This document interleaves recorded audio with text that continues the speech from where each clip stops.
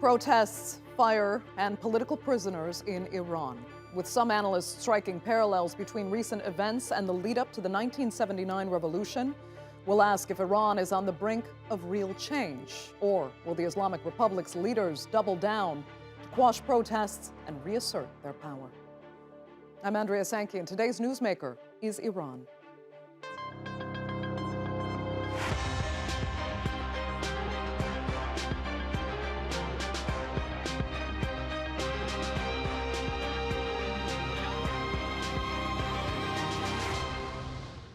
Well, questions are swirling around the Islamic Republic of Iran. After a massive fire broke out inside the notorious Evin prison, many asked if pro-democracy protests had something to do with it, maybe in an attempt to free jailed demonstrators or political prisoners. The official explanation is that the fire occurred during an attempted jailbreak among inmates convicted of robbery. 4 prisoners died and dozens have been injured, while the complex continues to hold hundreds of protesters rounded up since demonstrations started just over a month ago. The nationwide movement began after 22-year-old Mahsa Amini died in police custody, arrested for wearing her hijab improperly. Many now wonder how much an anti-government movement is escalating off the back of her death. Whether or not that's the case, President Ebrahim Raisi says he knows who's behind the unrest. It is our belief that America is behind the majority of destruction, terror, riots, and chaos in the region and the world. It affirms our belief and the world's belief that Americans are angered and upset by every innovation, every happiness or good that happens to Iran. Well, Raisi's comments came after U.S. President Joe Biden reiterated his firm support for the protesters. I look over there and I see free Iran. And I want you to know we stand with the citizens and brave women of Iran. For real. For real. And who right now are demonstrating to secure their very basic fundamental rights. Women and men should have the right to freedom of expression and assembly. And women all over the world are being persecuted in various ways. But they should be able to wear in God's name what they want to wear. So what's continuing to fuel these protests, and will they force any real change in Iran? Joining me now to debate that are, from Hvar, Croatia, Leila Mansouri, an attorney and Iranian-American diaspora community leader. And from Isfahan, Iran, is political analyst and researcher Setareh Sadeghi. Thanks both so much for being with me. You know, when these demonstrations first started last month, I heard a number of analysts actually say they would die down or be crushed within a matter of weeks, yet here we are, addressing them again. Setareh, how serious are they? And do you believe Iranians believe that it's their own people doing this, or that it's motivated by forces outside of Iran? Well, Iranians believe that they have legitimate concerns and grievances against the government, and that they have the right to protest and make a statement to the government, but at the same time that they are seeing an unprecedented provocation coming from outside, from various countries, and very surprising level of manipulation of information online about what is happening inside Iran. You know, I had an interview with you on September 23, and I mentioned that the protests are not as big as they are usually portrayed on social media and on Western mainstream media. And following that interview, I received a lot of death threats from trolls because they thought they have to control the narrative, probably. And now it's been almost a month, and we're seeing that even CNN does an article saying that there is a coordinated manipulation campaign trying to take over the narrative and take the agency from Iranians inside Iran and portray something that is happening inside Iran as a lot bigger and exaggerated. In the same article, it is mentioned that a lot of the Twitter accounts that use the hashtags, and interestingly, they broke a historical record on Twitter, hashtags regarding Mahsa Amini's tragic death and the protests inside Iran. And a lot of those, or most of those accounts actually were created very closely and up to like 10 days before the protests started. Okay, let me ask Layla then, as an Iranian American observing Iran from the outside, do you think information has been manipulated? Are you getting the wrong idea of what's actually happening inside the country? Not at all, because we're getting firsthand accounts that are coming out drip by drip because, of course, the internet has been shut down um, a lot and it's coming out, but it's still coming out. We're seeing verified firsthand accounts of what's going on, the protests, people being beaten, people being shot and killed. And if you think someone on the outside is provoking, it's the over 6 million Iranians that are living outside of Iran. They're the ones that are protesting and trying to amplify the voices of people inside Iran. We're begging media, Western media, to cover this. We're begging our politicians to listen. So if anything, it's the opposite of that, because it took us weeks to even get on CNN. So I don't know what this is about manipulation. We wish they would cover this, but they don't want to cover it. It seems. Let me ask you, Layla, I mean, you've said you're mobilizing the diaspora in support of the demonstrations, but now that knowing that the regime looks to blame outside forces, in particular the US, for what's happening in Iran, do you think your efforts are helping? Yes, I think they are, because we tried really hard in 2009 when there was the Green Movement, but because of various people who were for reform and for a nuclear deal, they had told President Obama at the time, it's better not to say anything because you might make things worse. And now everyone realizes that was a mistake.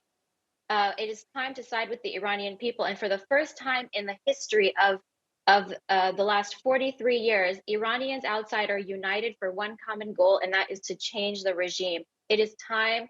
We are all tired, and we are ready for a change. We're ready for freedom and human rights. And by the way, I've been to Iran many times. Over 90% of my family is in Iran, especially in Esfahan, where Ms. Setare is. I have been there. I can no longer go back because I'm sitting here doing interviews and going to protest. It's not safe for me to go back to Iran, unfortunately.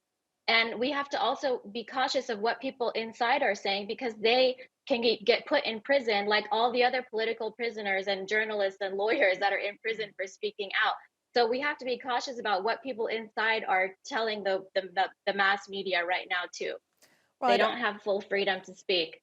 I mean, Satare, you may be happy with how your leadership works and the state of the country, but some are not. So for those Iranians that want change, I'm asking you as someone in the country, how are they supposed to get a change of any kind, much less in leadership, if the leadership isn't open at all to even negotiations? They haven't sat down, they haven't asked protesters if there's another way. Well, go ahead.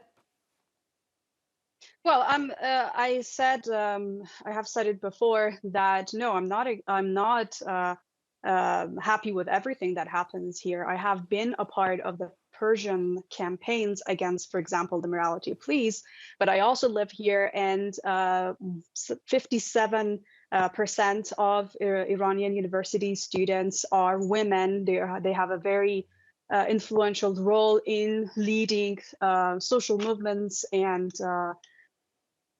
acts of even civil disobedience to make statements to the government. And yes, there have been crackdown, and I'm not happy with that. But unfortunately, unlike what your guest had said, even the diaspora are not unified. Even NIAC, for example, who are an Iranian diaspora, an Iranian American group who have been very critical of the quote-unquote regime, have been under attack, and many members have received death threats too, because they had a more realistic analysis of what actually is happening inside Iran. For 43 days, for 43 years, we have been hearing that a revolution is happening inside Iran and the current establishment is going to collapse anytime, but it has not happened. So I'm not assessing the situation. I'm just giving a perspective of what I am observing, and I have been here. I've been born and raised here. I have lived my life here. Just so, like Satara, you don't feel citizens. It's really any different friends. this time?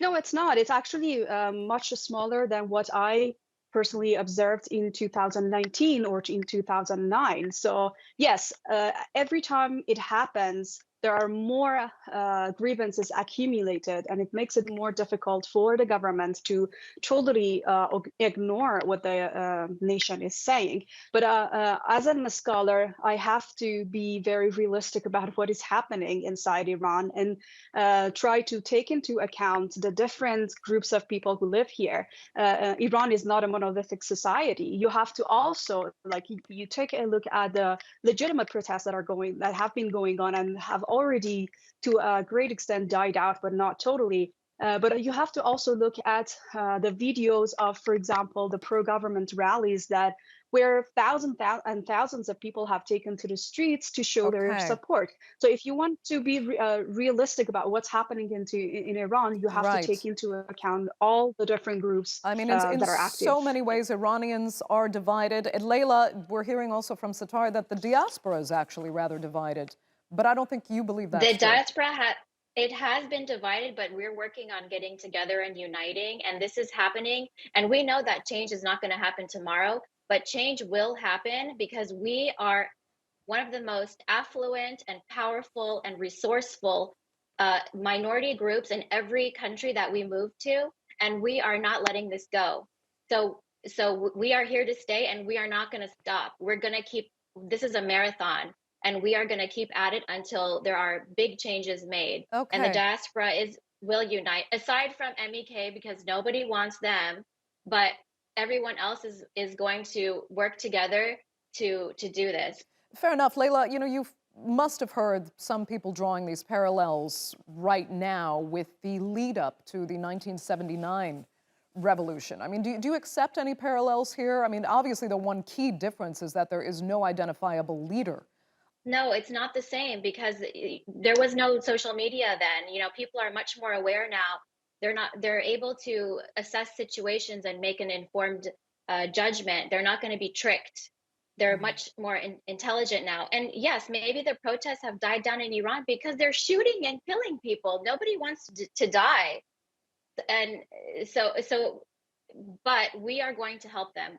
It's up to us from the outside to help amplify their voices and help them and support them in whatever they need so that they can decide what's best for them. But Leila, do you think it's good to have a leader in this scenario or bad? I think that a leader is not necessary. I think there's enough people in Iran that are intelligent enough to get together and if they're allowed to have a referendum and free elections that are monitored by a third-party mechanism, that should be enough. Go look in Evin prison right now. There's probably several candidates in there, or people on house arrest maybe, that can be perfectly good candidates. And one other thing is, I lost my train of thought. No, I actually wanted to get back to Satari about that, though, because, if you look forward and if the regime were to say, okay, let's look at what changes can be made to deal with these protests and to try and, appease both sides in this argument, what would there be? Is there an opposition? Are there people that can actually sit at the table and talk? Or is this a movement without a leaderless movement that gives no opportunity for actual dialogue? Okay, so I think the leader of what we have been seeing or what started in Iran are Iranian women who wanted to say no to what they totally disagreed with, and religious and non-religious women were unified on that. And I think they are the leaders, but it doesn't mean that they necessarily wanted quote unquote regime change. And a lot of these people know how it works in Iran. We have women who are very active. They run NGOs and they run campaigns. They have been seeking and pursuing reforms. They have been pushing the government and the parliament to pass laws that are in favor of women. They are still working on it, and they're educating their families because, a lot of the problems that we have here are also culture and not only, it needs the education of the grassroots, and women have been working on that. And when you amplify the voices outside Iran, when foreign powers allow themselves to interfere into Iranians' affairs, they make the women's struggles here a lot more difficult. It becomes very easy for the government to label the forces inside as being backed by forces outside. And then we have to fight different battles, and it makes it very, very difficult to achieve our goals. You know, Malcolm X Okay. has a very beautiful quote where it says that this is our civil rights struggle, and our brothers outside, our brothers and sisters outside the United States, and I repeat that for Iran, should just stay out of it and let us do the job. We know we don't need anyone to help us. We don't need anyone to be even our voice. We know how to deal with the issues that we have in our country, and we know how to pursue our goals. Okay. Iranian women are very, very powerful, and they don't really need help from outside. Layla, go ahead. But we are not outsiders. We have Iranian passports. When we enter Iran, we have to enter with Iranian passports. So we have just as much a say as you guys living there do. And we are going to help our people. There are no foreign powers right now. Sometimes I wish there were, but there aren't. We have to fight tooth and nail just to get a meeting with a congressional rep. There's no foreign powers right now. This is just Iranian Americans using the places they work to have celebrities amplify voices or whatever else they're doing. And the other thing I wanted to mention is pro-government rallies. When you see people, a lot of times those people are forced to go to pro-government rallies. My own cousin works in a hospital in Iran, and if he doesn't show up to certain funerals or certain protests, he can get fired from his job. So I don't believe the nonsense about pro-government. Okay, maybe there's a 10% of people that agree with the leadership in Iran, but the majority want a major overhaul, and they want an end to this theocracy. They don't want Sharia law. They don't want religion involved in their day-to-day affairs. They want to be able to choose what religion they want to be. Okay, Layla Mansouri, that will have to be the final word. I'd like to thank you and Satare Sadeki so much for being with us on the Newsmakers.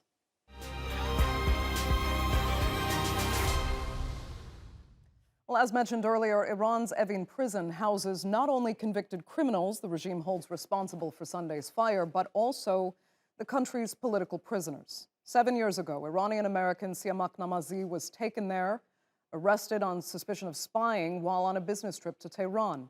His father, Bakr, who'd flown in to see him, was then also detained and charged with espionage. In 2016, the two were sentenced to 10 years in Evin prison for collusion with an enemy state. But on October 1st, Bakr, now almost 86 years old, was released and allowed to return to the U.S. for medical care. Siamak was given hope for release after he was allowed out on a one-week furlough to see his family in Tehran. But one 3-day extension was all that was granted before Siamak was sent back to prison. So where does their case stand now? And could the dynamics created by the protests across Iran help or hurt them? Well, here to help us answer some of that is the Namazi's attorney, Jared Genser. He joins us from Washington. Thanks so much for being with us, Jared. You know, first, you have to update us on Siamak's actual condition. He apparently was unharmed by the fire at Evin prison, but we're now hearing he's been moved to solitary confinement. Yeah, it's a brutal story. He had spent 7 years in prison and only got 10 days out, even though he should have been entitled to a furlough at the 5-year mark, halfway into his sentence. And just as he's being sent back to Evin prison, these riots erupted. Gunfire was heard, clashes. Now we hear 8 dead, more than 60 injured in fires that took place there as well. And for his so-called safety, he was moved to the wing of the prison controlled by the Iran Revolutionary Guards.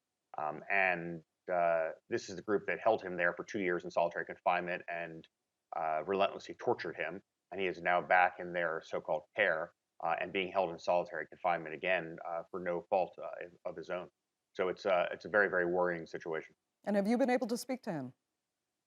I have not spoken to him, but he's been able to speak to his family twice, just 2-minute phone calls within about 24 hours of when the prison riot and the fires took place. All we know is that he's there in solitary confinement. We don't know anything else. when he was in the general ward of the prison for the last 5 years, he had a much more reasonable existence, albeit as a prisoner, with other prisoners, being able to make daily phone calls, et cetera. But now he's being held in isolation. Iran is getting a different kind of attention right now that wasn't expected and isn't welcomed by the regime because of the ongoing protests. Does that complicate efforts to secure the release of political prisoners? I mean, particularly Siamak. Well, it's a double-edged sword. It can go one way or the other. On the one hand, the regime clearly needs external enemies to blame for what's happening domestically, and so in that sense, it can make it harder to get somebody out. But on the other hand, the regime is also looking for distractions, and so we were finally, after many many years of work, able to secure the release of Baher Namazi, Siamak Namazi's father, who had been a political prisoner in Iran, hostage since February of 2016. And that happened just in the last 2 weeks in the middle of the protests, and of course led to a lot of positive attention on the regime for finally letting this very old and sick man leave the country. Let me just be clear that from what we've heard, Baher cannot be returned to prison. He has been released. He is now free for good. Or can they demand that he come back and face some other trial? So his situation was quite dire very quickly because he was old and sick when he went to jail. He actually only spent 2 years in jail before being released on a medical furlough issued by the government because the government's own doctors said that he was very sick and could die in prison. What happened from there was that in 2020, his sentence was commuted to time served. And this is again by the Iranian government itself, by the Iranian courts. And so at that point, he should have been able to leave the country, but they imposed an arbitrary travel ban on him, refusing to let him leave until that travel ban was lifted just a few weeks ago. So he is facing no further charges. So there's no basis on which he could be demanded to be returned to Iran. For him, at least, this part of his life is over. But of course, he now is focused as he recovers from a lot of medical problems he has, and obviously being quite old, 85 years old. His focus is on getting his son out of prison. And I think that for the family, this has just been whiplash from one end to the other end. The ecstasy of Baher finally getting out, and now the tragedy of him being returned to prison, and he could have easily died the other day, along with the other American hostage being held at Evin prison. Some interpreted or actually misinterpreted Baher Namazi's release and Siamak's furlough as a kind of humanitarian gesture. But like you said, Baher was actually supposed to be released in 2020, and now we're seeing Siamak return to prison. Does any of this have anything to do with a humanitarian effort on behalf of Iran? Well, look, I mean, I'll take any gesture that I can, obviously, as a lawyer for political prisoners, and in this case, for Siamak Namazi, who's an American hostage. We had definitely hoped that Baher being able to leave the country finally and Siamak's furlough could help accelerate efforts to ultimately get the United States and Iran to a hostage deal. We do know, as has been reported publicly and also as we've heard privately, that there are active talks underway with the third-party interlocutor between Iran and the U.S. Iran refuses to talk directly to the U.S. And we obviously would call on President Biden to do whatever is necessary to bring Siamak and the other 2 American hostages home as quickly as possible. One of them is in prison with him. Another one is out on a furlough himself. But this horrible nightmare for the Namazi family just has to be brought to a final end. Iran, of course, we must mention, says that these are actually people that endanger Iran's national security. Still, though, as we know, with what is now coined hostage diplomacy, these people that are said to be threats to national security are exchanged all the time in exchange for something.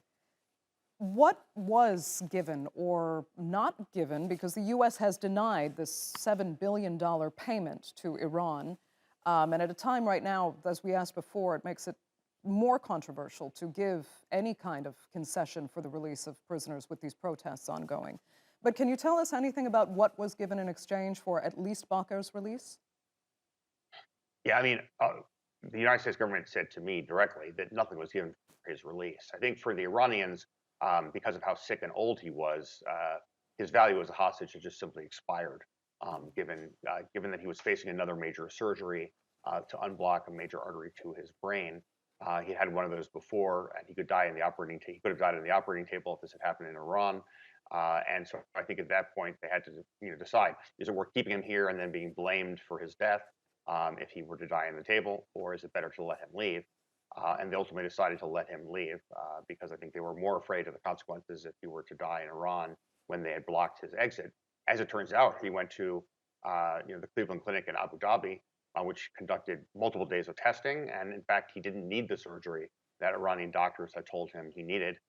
There are other treatments short of surgery that he's now undergoing to unblock that artery. But he might have undergone an unnecessary surgery in Iran, as it turns out, and could have easily died there. Okay. Jared, we're going to have to leave it there. I'd like to thank you so much for being with us, and I'm sure we'll be checking in with you in the near future as this case develops. But thanks for now, and thanks to our viewers as well. Remember, you can follow us on Twitter, and do be sure to subscribe to our YouTube channel. I'm Andrea Sankey.